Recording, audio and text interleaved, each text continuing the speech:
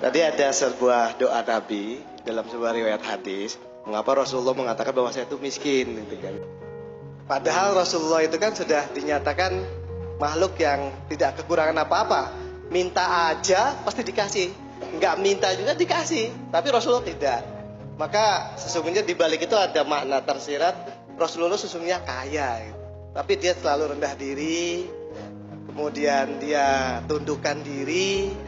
Ini sebagai pembelajaran bagi kita umatnya, bahwa kita tuh jangan memiliki sesuatu yang berlebihan.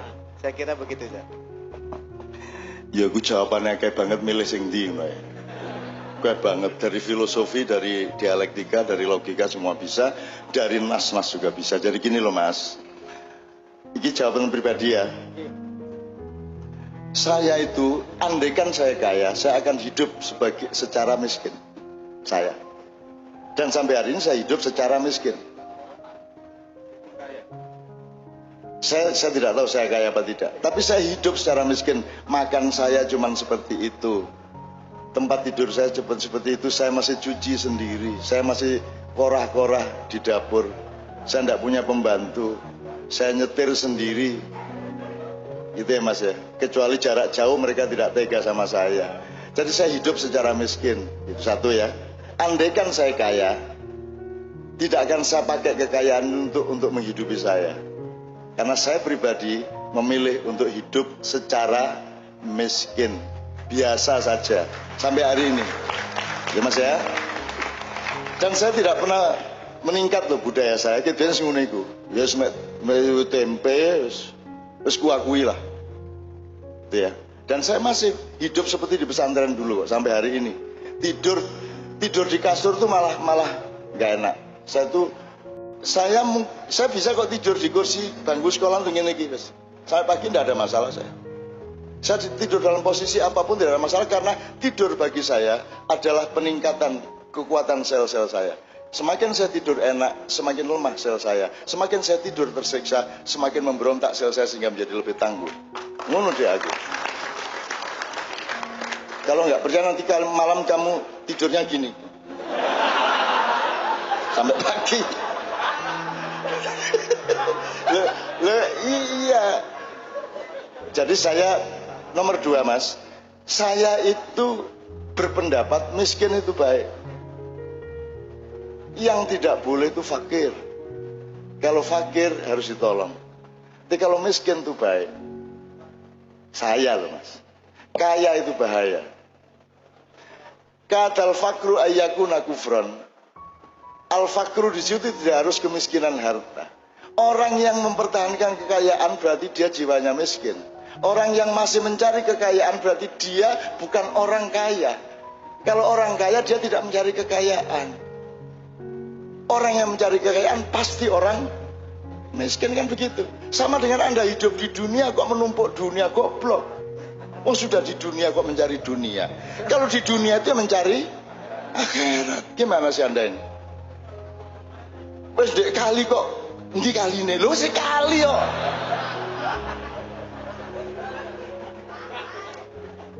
Terus kamu bikin drama mencari Tuhan. Terus Tuhan datang. Lu sket biar dek kene aku. Dari dulu di sini kamu udah lihat. Sampai ada ngomong wali tadi ya, ada seorang waliullah di daerah di tempat saya di Mojo Agung. Dia tidur telentang di tengah jalan raya, jalan lintas Jakarta Surabaya, telentang. Terus dia nangis, wow, kayak bayi. Dia sudah tua waktu itu, sudah 70-an. Tapi dia tidur kayak bayi, terus nangis kayak bayi. Polisi kan jalan macet, polisi datang. Mbah, enten apa sampean iku mriki niki? Anu apa sampean kok nangis niki? Gitu bahasa Jawa Timur ya. Kan macet ini. Tapi tidak ada yang berani sama mbah ini. Jadi dia kayak bayi itu loh, kayal-kayal itu loh ya. Terus ditanya beberapa kali baru dia menjawab. Wancane matane pijek kabeh. Ket mang Kanjeng Nabi rene gak ono sing nyopo. Dodolan tok ae raine arek-arek iki. Dolek bathik tok. Kanjeng Nabi iki ket mang keliling delok-delok kon gak ono sing nyopo situ-situ. Gak ono sing selawat situ-situ. Wah, aku seneng banget adegan ini, Mas. Seneng banget. Gitu kan. Terus polisi ini, gila, mboten ketok ya, Mbah. Sampeyan saged delok mriki mboten ketok. Lah anjene raimu ku ndelok dhuwit tok ae pintere. Mulane gak iso ketok Kanjeng Nabi. Ngono sih. Itu kejadian bener-bener. Ya apa kate ketok Kanjeng Nabi wong merak matamu iku mek digawe mek dilatih nek gak ndelok dhuwit, ndelok arek wedok ayu, ndelok susu, ndelok. Mesti ya Kanjeng Nabi gak ketok. Oh, dioring-oring polisi ini. Ya wes ngono, terus dia kayal-kayal, akhirnya aspalnya itu pecah-pecah karena si Mbak itu kayal-kayal. Jadi kalau dia itu marah anjlok itu yang hancur bukan kakinya tapi aspalnya. Makanya jangan bikin saya marah. Aspal tak rusak kabeh pegalongannya. Gitu. Tapi sikilku dhewe sing bundas rek.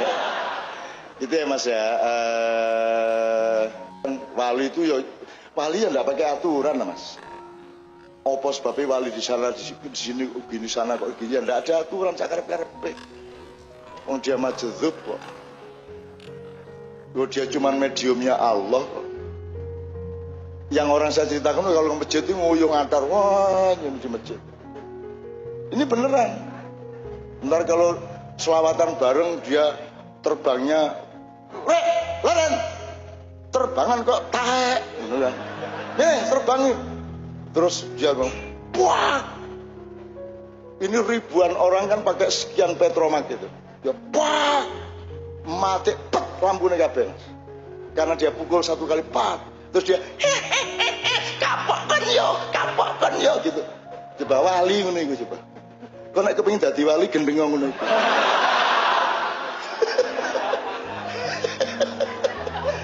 Wali kok ditakokno. Wong wali itu ana wong nagih utang lesu. Jangan main-main kalau sama Tuhan. Kalau kalian nagih utang Tuhan kan ini. Ada seorang wali dibikinin masjid oleh pemuda di kampung. Terus dia sholat di situ tiap hari, dia mimpin. Ternyata ada Cina-Cina datang dari kota, ternyata masjidnya masih banyak utang. Tegelnya masih utang, gendengnya masih utang, kayaknya ditagih dia sama Cina-Cina loh. Imam, ini belum bayar, ininya belum bayar. Lah izin deh. Lagi jebol arah-arah ini utang ya masjid. Terus dia karena malu sama pedagang-pedagang, udah tunggu sebentar. Jangan main-main kau sama Allah. Jangan nagih-nagih kau sama Allah. Dibayar kamu nanti. Ngono gitu. Allah kok ditagih, pasti dibayar kamu, tapi jangan nagih-nagih kamu. Terus dia masuk masjid, setiap berdoa, ya Allah, ini rumahmu masih punya hutang ya Allah.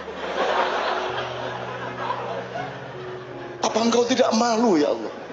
Engkau yang maha kaya, masa rumahmu punya hutang? Aku yang hanya penjaga saja malu, masa engkau tidak malu? Bayar hutangmu ya Allah. Bayar. Wani kowe ndonga kaya ngono. Wani kowe. Kowe ning wali sing wani ngono kowe. Dia belum selesai berdoa, ada mobil datang, weng. Terus dia hentikan doanya, dia keluar, orangnya di mobil yang baru tadi turun. Imam, bagaimana bikin masjid tidak bilang-bilang kita? Kita kan juga pengen menyumbang, kita juga pengen berkah, kita juga pengen jariah. Masa tidak minta kita? Kita kan juga pengen. Jadi ada orang lain yang tidak dimintai sumbangan, marah. Terus si imam, si wali bilang, ya sudah tuh bayar Cina-Cina itu, bayar Cina-Cina. Lu asik dah mas. Makanya Anda sama dunia itu jangan terlalu mentoyong gitu. Sudahlah, asiklah sama Allah. Semua syariat itu dasarnya asal usulnya adalah cintamu kepada Allah dan cinta Allah kepadamu. In kuntum tuhibbunallaha fattabi'uni yuhibbukumullah, kan begitu. Jadi semua ini asal usulnya Allah mengatakan kepada Muhammad, wahai Muhammad, katakan kepada mereka, kalau memang mereka mencintai aku, cinta loh mas, bukan ketaatan, bukan komitmen, cinta. Kalau mereka memang mencintai aku, ikutlah Muhammad, yang begitu. Jadi kita ini ikut Muhammad karena cinta kepada Allah. Jadi cinta mas. Sudahlah, saat temanmu tadi yang penting cinta kepada Allah. Gitu loh mas ya. Oke. Pertanyaan Anda tadi apa? Islame nyongke Islam golek slamet ngono diterima karo Kanjeng Nabi napa mboten? Gur golek slamet wae wis pokoke men ngono. Satu-satunya yang diterima oleh Allah itu adalah Rasulullah, yang pasti diterima oleh itu Muhammad dan yang disebut Muhammad. Misalnya Abu Bakar, Umar. Lah kowe salah urip saiki. Mbok kowe biyen nang Mekah njur melu-melu nimbake pemijeti kan sikile Kanjeng Nabi ben kowe dijamin swargane. Kan beberapa sahabat dijamin surganya oleh Rasulullah. Jadi itu yang pasti. Selain itu, biar Imam Syafi'i, biar Buya Hamka, biar Ketua MUI, biar Imam Khomeini, biar siapa saja posisinya sama dengan kamu, belum tentu diterima. Ayo piye. Dan tidak penting itu. Bingung Diterima apa ora trima ora penting. Seto. Gitu. Ojo dadi Nabi Musa lho kowe. Tenang sih. Tenang sih. Nek aku bocorke kapal didelok sik kok bocorke kapal aja takon sik. Ngono, nek aku nguntir gulune cah cilik meneng sik piye ya? Ngono, aja langsung takon.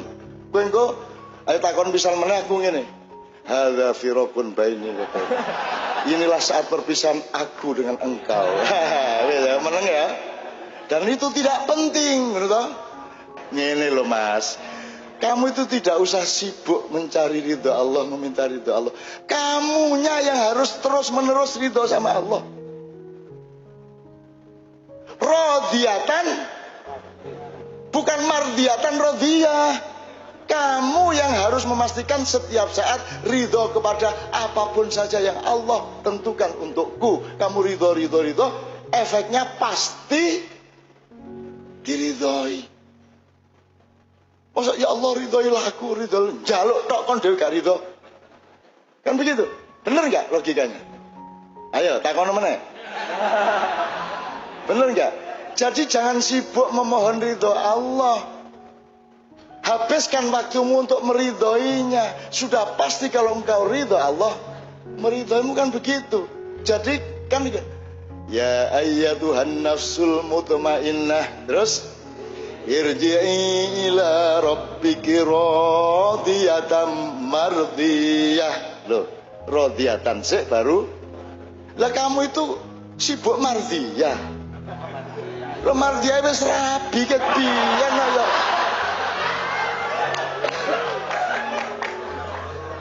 Jadi kamu tempuh rodiyatan dulu, kamu akan mendapat efek mardiyah. Gitu, jelas ya sekarang? Ayo Bi, ayo.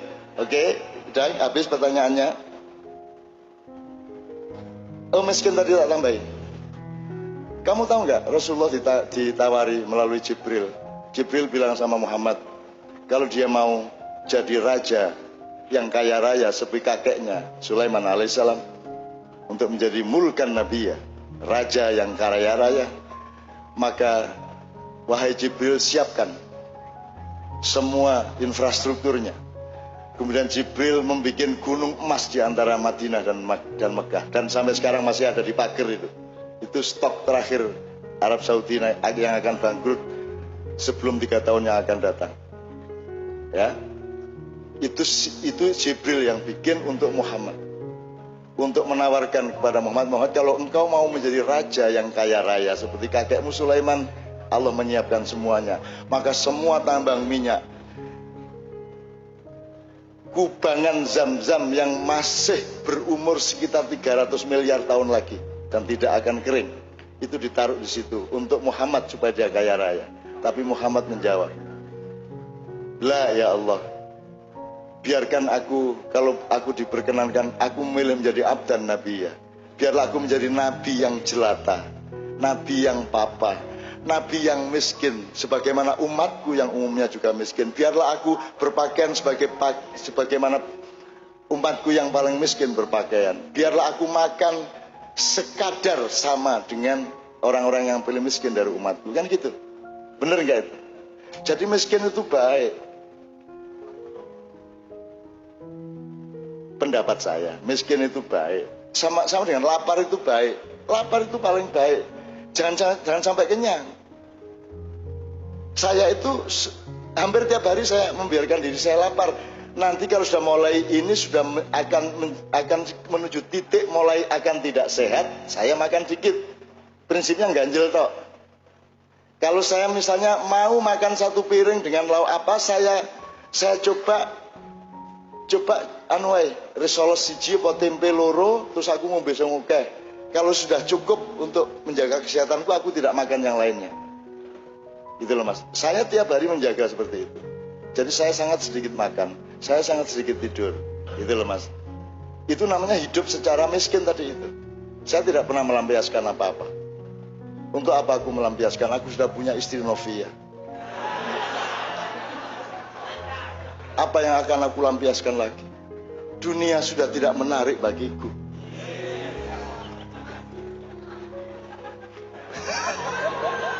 Lelah enak teman nek duluran nih Mas ya. Gitu oke. Terakhir ya, oke. Sekarang waktu tinggal sedikit.